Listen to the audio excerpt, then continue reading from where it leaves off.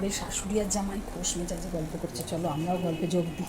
বলছি তখনকার দিনে একটা জিনিস দেখেছি, ওদের বাড়িতে কিন্তু পয়সা দিত না, পয়সা বেরোতো না, ওই জন মজুর খাটছে পয়সা নেই। মুড়ি হলে মুড়ি সারাদিন করলো, সকাল থেকে বিকাল অব্দি পয়সা নেই, পয়সা নেই, দিল কি শোনো, সকালবেলা এলো সেও মুড়ি খেলো, পেঁয়াজ টিয়াজ দিয়ে মুড়ি, দুপুরে ভাত খেলো, মুড়ি ভাত তো মুড়ি ভাজা, ছোলা ভাজা, তিল ভাজা, ওদের মাসে চিড়ে একদিন ভাজা, দেখলাম তো। তখন ও কোথায় একটা করে কাপড় দিত, একটা করে কাপড় দেবে, কাপড় দিল। তুমি কাদের কথা বলছো? সর্দি শ্বশুর বাড়ি মুড়ির ঘর ছিল, একটা মাটির ঘর, সেইখানে বুড়িটা মুড়ি ভাজবে, সারাদিন ভাজবে। কম ভাজতো নাকি, দু-তিন এরম বড় বড়, এরম বড় বড় 2-3 বস্তা মুড়ি ভেজে গেল, 2-3 বস্তা কতদিন, ওদের 15 দিন চল, কদিন আবার মুড়ি ভাজা হবে তো, জন মন্ডুটা খাবে না।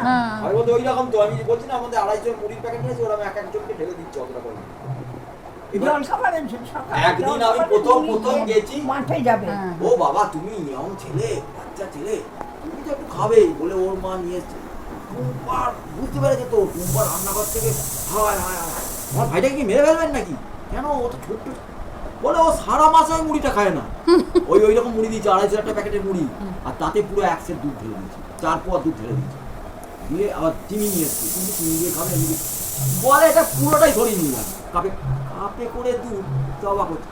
ও তার মধ্যে আবার জল মারা নেই ওই দুধে, আমার বলছে তো পেট ছেড়ে যাবে এক্ষুনি, সব সরিয়ে বাটি করে মুড়ি, ওরাও দেখতেছে বাটি করে মুড়ি, এইটুকু মুড়ি কি হবে, বলে ওই মুড়ি খেয়ে তারপরে খাবে, নাহলে খেতে পারবে না।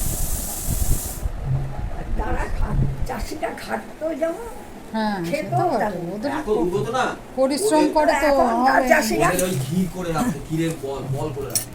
আর আমি আসার সময় মানে দুপুরের বাস ধরবো, ওখান থেকে টানা বাসে আসতে ছুটবো, আগের দিন রাত থেকেই বুড়ি আমাকে ম্যানেজ করছে, খালি গায়ে পিঠে হাত বলেছে, আমি কিছু গায়ে তোকে দিতে চাইবি না, আমি নিতে চাইতাম না তো, কিছু কয়ে নিয়ে আসতাম, বাবা বাচ্চা এই তুমি একটু তোমার বাবাকে দেবে, একটু নিয়ে যেতে হয় আমার, আমি কি কিনে দিচ্ছি, আমি কি একটু আধটু খানিকক্ষণ ওদের গল্প শুনে এলাম, কিন্তু এখন তো আর বসে ওদের গল্প শুনলে হবে না, তো আমার রান্না হয়ে গেছে, এবার খেতে টেতে দেবো।